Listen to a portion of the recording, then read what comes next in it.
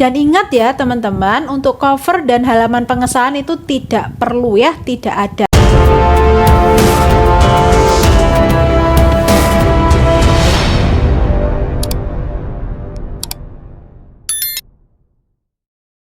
Assalamualaikum warahmatullahi wabarakatuh, Sobat Lorong Edukasi dimanapun teman-teman berada. Kita lanjutkan untuk pembahasan kita ya tentang jenis PKM. Yang berikutnya yang akan saya bahas adalah PKM Riset Eksakta. Adapun tujuan dari PKM Riset Eksakta yaitu menumbuhkan minat dan kemampuan dalam melakukan riset ya yang dilakukan oleh mahasiswa. Kemudian mahasiswa juga bisa memahami metode riset dan menganalisis data serta menghasilkan riset yang berkualitas dan berpotensi untuk dipublikasikan dalam jurnal ilmiah.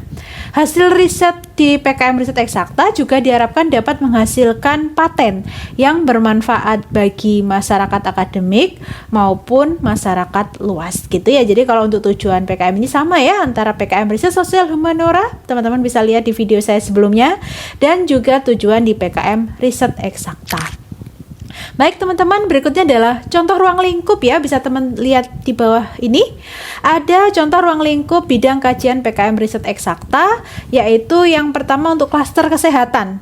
Bidang ilmunya meliputi apa saja, yaitu pertama kedokteran, kemudian kedokteran gigi, farmasi, kesehatan masyarakat, keperawatan, dan psikologi, itu masuk klaster kesehatan.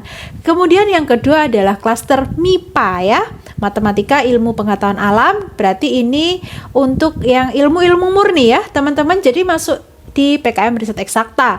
Ada matematika, fisika, kimia, ilmu komputer, geografi, biologi, dan material science ya. Jadi di sini ilmu-ilmu murni yang mempelajari tentang teori. Kemudian klaster agro, di situ ada kedokteran hewan, pertanian, peternakan, kehutanan, teknologi pangan, dan biologi, itu masuk di klaster agro. Kemudian adalah klaster teknik, yaitu berbagai macam teknik, misal teknik mesin, teknik industri, teknik kimia, teknik perencanaan wilayah dan kota, bisa juga tentang teknik arsitektur. Jadi di situ ya teman-teman klasternya dan juga ruang lingkup bidang kajian PKM Riset Eksakta. Jangan sampai keliru ya teman-teman, masuk jenis klaster yang mana dan juga jenis PKM-nya gitu ya, jangan sampai salah skema gitu ya. Jadi teman-teman di sini adalah masuk PKM Riset Eksakta. Oke, kemudian luaran kegiatan PKM RE ini sama dengan PKM RSH ya teman-teman, ada 4, 1 laporan kemajuan, 2 laporan akhir, 3 artikel ilmiah, dan yang keempat adalah akun media sosial. Berikutnya untuk syarat pengusul teman-teman, di sini saya tampilkan tentang syarat pengusul untuk PKM Riset Eksakta. Bisa teman-teman cermati ya. Jadi di sini syaratnya sama dengan PKM RSH, di mana terdiri dari 3 sampai 5 mahasiswa. Kemudian topik PKM yang diangkat tuh harus sesuai atau relevan dengan bidang ilmu ketua atau anggota. Dan juga di sini teman-teman tidak boleh ya, ketika sudah mengajukan PKM di tingkat nasional tidak diperkenankan untuk mengajukan proposal proposal program PPK Ormawa dan P2MW di tahun yang sama, begitu ya. Oke, teman-teman bisa dicermati juga di sini terkait dana minimum yang bisa diajukan yaitu 6 juta dan dana maksimumnya adalah 10 juta rupiah. Dan teman-teman juga harus mencantumkan ya, wajib ada di sini yaitu dana pendamping dari perguruan tinggi maksimum adalah 2 juta ya. Jadi tidak boleh lebih dari 2 juta. Maksimumnya adalah 2 juta. Kemudian ada dana pendamping tapi ini opsional ya, maksimumnya adalah 1 juta rupiah. Baik teman-teman, kita lanjut berikutnya adalah di sistematika penulisan PKM Riset Eksakta. Yang pertama tentu saja harus ada daftar isi. Dan ingat ya teman-teman, untuk cover dan halaman pengesahan itu tidak perlu ya, tidak ada atau tidak dicantumkan di sistematika penulisan PKM Riset Eksakta. Karena saya waktu menilai di PKM nasional itu juga masih ditemukan gitu ya. Proposal teman-teman itu mencantumkan cover dan mencantumkan pengesahan. Itu tidak perlu teman-teman ya, dan tidak sesuai dengan syarat administrasi sehingga itu bisa tidak lolos ya di syarat administrasi. Oke, jadi yang halaman pertama itu adalah daftar isi, kemudian bisa ada daftar gambar, tabel atau lampiran jika diperlukan. Kemudian kita memasuki di bab, yaitu ada bab 1 pendahuluan, bab 2 adalah tinjauan pustaka, bab 3 di sini adalah metode riset, bab 4 biaya dan jadwal kegiatan, kemudian daftar pustaka. Ya, kalau kita lihat dan cermati sistematika penulisan PKM RE ini sama dengan PKM RSH yang telah saya bahas di video sebelumnya. Oke, berikutnya kita bahas secara rinci apa sih isi ya dari bab 1 pendahuluan. Apa yang perlu kita tuliskan di bab 1 pendahuluan? Tentu saja yang pertama di situ teman-teman harus menjelaskan latar belakang atau justifikasi ilmiah permasalahan yang akan diteliti gitu ya, harus ditunjang dengan urgensi risetnya itu seperti apa yang disampaikan melalui pemaparan fenomena nyata yang ditemui oleh tim pengusul. Kemudian, riset yang pernah dilakukan sebelumnya terkait fenomena yang akan teman-teman teliti. Jadi harus kita kaji dulu nih ya, berarti ada studi literatur yang harus kita lakukan. Serta disampaikan juga di bab 1 ini adalah kesenjangan yang terjadi antara kondisi saat ini dengan kondisi yang seharusnya menurut kajian tim pengusul. Sehingga di sini akan terlihat state of the art dari riset yang diusulkan. Itu ya teman-teman di bab 1 pendahuluan. Selain itu di bab 1 pendahuluan juga teman-teman harus memuat tujuan khusus riset. Kemudian manfaat riset, urgensi riset, temuan yang ditargetkan, kontribusi riset terhadap ilmu pengetahuan sesuai dengan bidang ilmu pengusul, dan juga luaran riset. Jadi ini semua yang harus ada di bab 1 pendahuluan. Gitu ya teman-teman. Jadi ada yang membuat secara ini ya, subbab gitu, 1.1 latar belakang, 1.2 tujuan khusus riset, 1.3 manfaat riset, dan seterusnya. Tapi ada juga yang langsung bentuk paragraf, itu boleh, tapi yang penting di bab 1 pendahuluan ini memuat seperti yang telah saya jelaskan tadi gitu ya, memuat latar belakang hingga nanti bawah sendiri itu adalah ada luaran riset. Gitu ya teman-teman yang harus ada di bab 1 pendahuluan. Oke, semoga bisa dipahami ya oleh teman-teman semuanya. Baik, berikutnya adalah bab 2 tinjauan pustaka. Bab ini menguraikan hasil temuan periset lain yang diperoleh dari pustaka acuan serta menjadi landasan disusunnya proposal gitu ya. Dan juga tinjauan pustaka ini bukan sekedar kumpulan teori, tetapi teman-teman nanti harus bisa merangkai hasil riset terkait proses terjadinya suatu fenomena yang teman-teman ingin kaji atau teman-teman ingin teliti gitu. Dan sumber pustakanya berasal dari jurnal ilmiah atau riset terbaru. Oke, begitu ya teman-teman bagaimana menyusun bab 2 tinjauan pustaka. Kemudian bab 3 atau metode riset.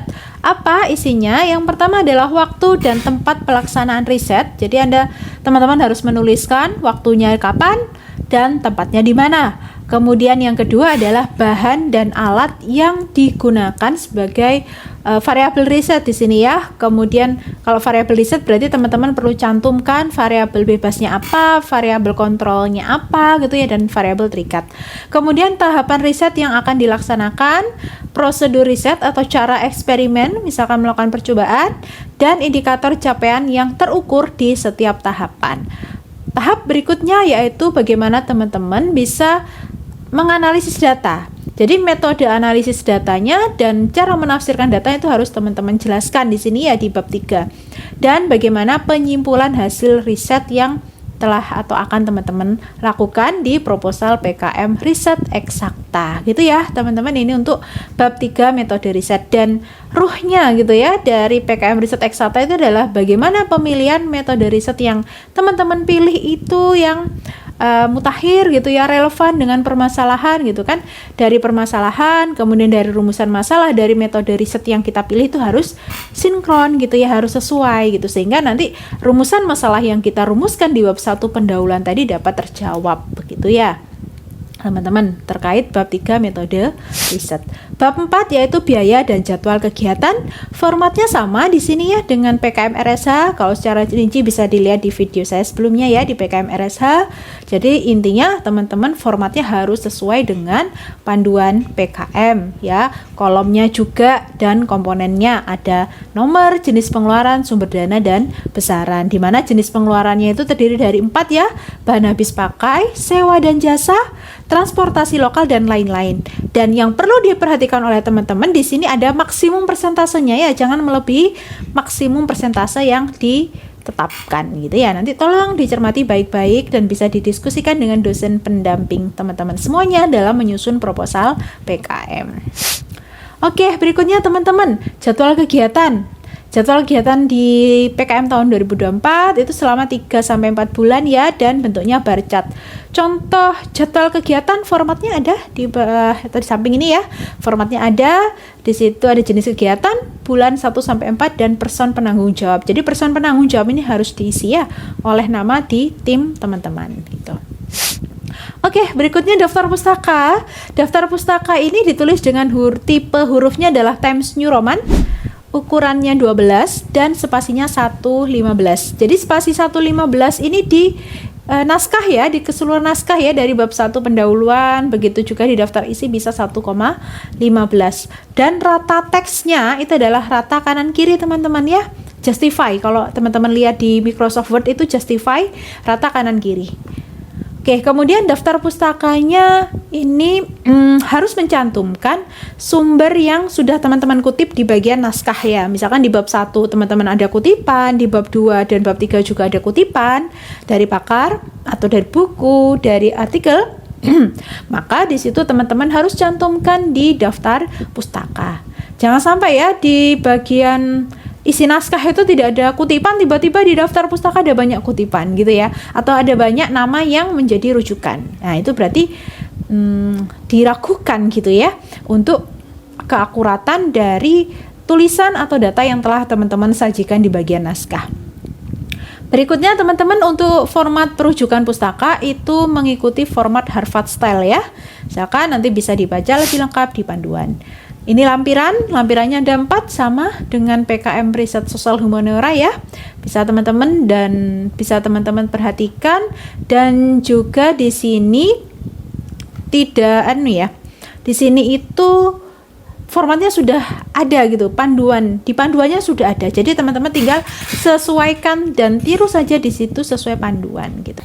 Baik teman-teman, kiranya itu yang dapat saya sampaikan terkait bagaimana sistematika proposal PKM Riset Eksakta. Dan proposal riset eksakta ini biasanya ada perilaku atau perlakuan gitu ya, ada perlakuan yang diberikan gitu sebagai bentuk variabel bebas, dan nantinya teman-teman akan mengukur dampaknya, berarti di situ sebagai variabel terikat yang akan teman-teman ukur ya. Dan tadi untuk PKM Riset Eksakta ini ada 4 klaster, nanti bisa dibaca lagi ya. Di situ ada klaster MIKPA, teknik dan sebagainya. Oke teman-teman, semoga bermanfaat terkait dengan bagaimana kita bisa menyusun PKM Riset Eksakta.